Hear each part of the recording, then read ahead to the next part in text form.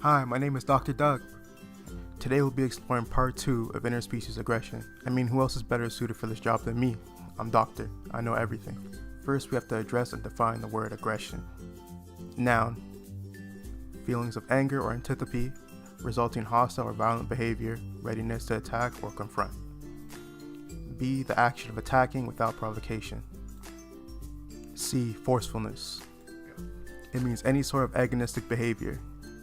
Hey, just between you and me, next time you hear your lecturer say the word agonistic, they pronounce it as agnostic. Let's see how long this keeps up. Any behavior that involves conflict and fighting. When we fight out of fear, conflict, predatory, pain, maternal, possessive, and territorial reasons. The clues on whether we are friendly or aggressive.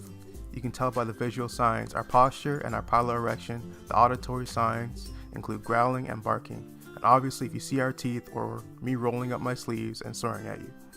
Our focus today is interspecies, which means it's canine versus the world of other animals, and why do we show aggression and how it may be resolved. Before we begin, I hope the fact that I'm a doctor doesn't make my point of view seem biased, because that would be stereotyping. Now let's start with cats.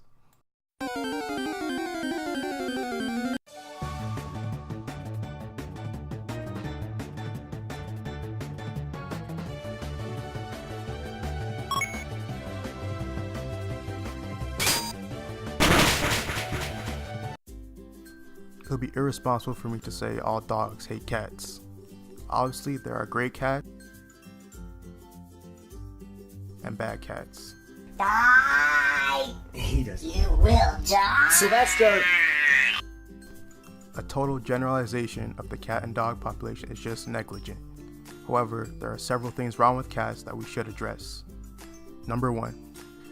Tails. When I'm happy, I wag my tail. When I'm scared, I tuck it between my cheeks. And when I'm angry, I stick it out like an antenna.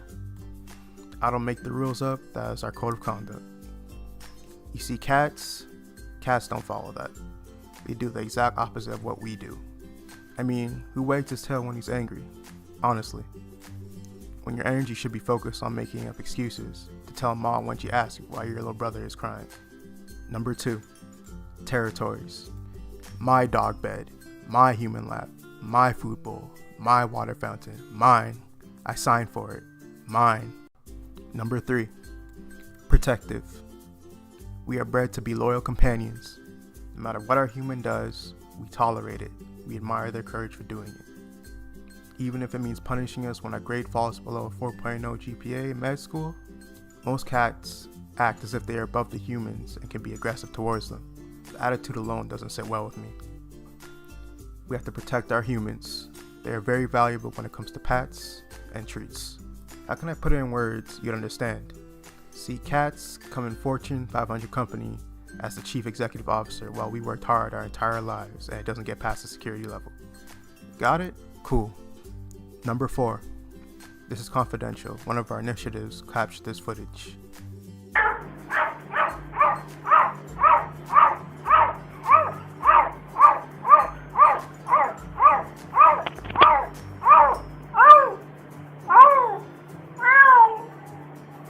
Can't make this up.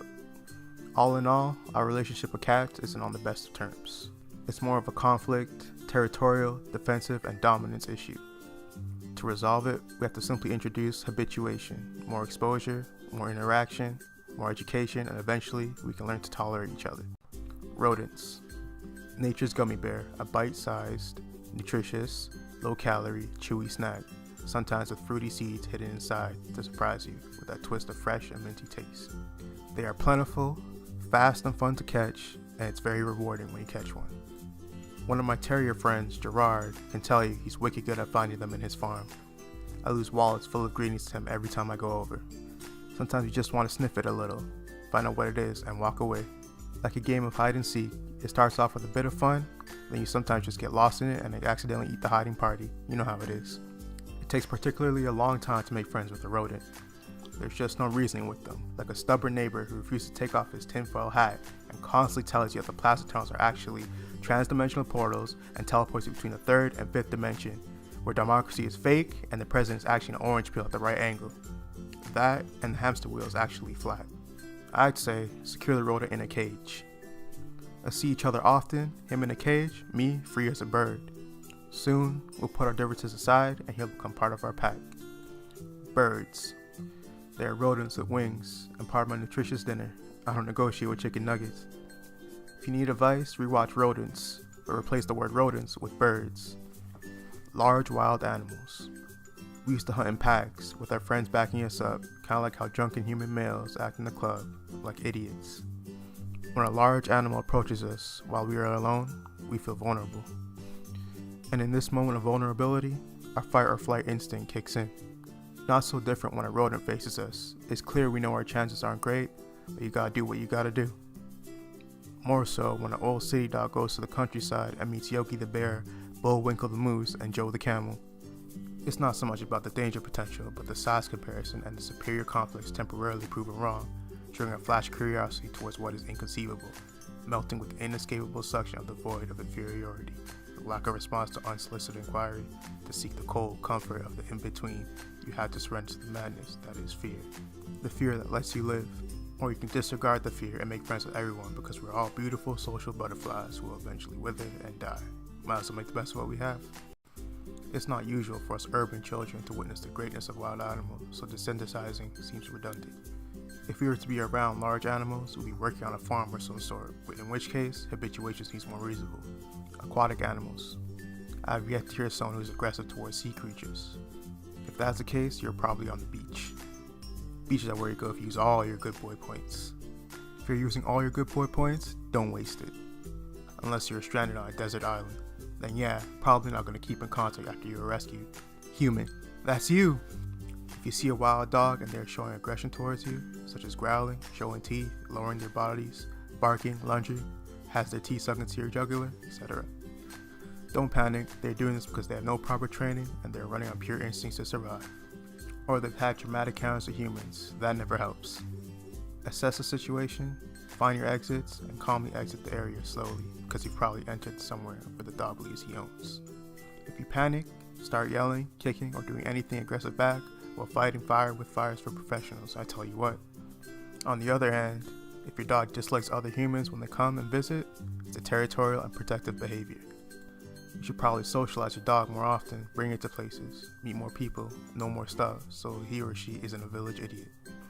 Even if you recently adopted an older dog, you can still teach them. It just takes longer, like showing a grandma how to use the smart TV. We've all been there. Just don't lose your temper. The guilt trip. Ooh, the guilt trip. Conclusion. So let's recap. Dogs are usually aggressive because of these reasons: protective, possessive, fear, defensive, social, redirected, predatory, and pain. You have to assess the behavior before you choose whether you want to desensitize, habituate, or counter-condition your best friend.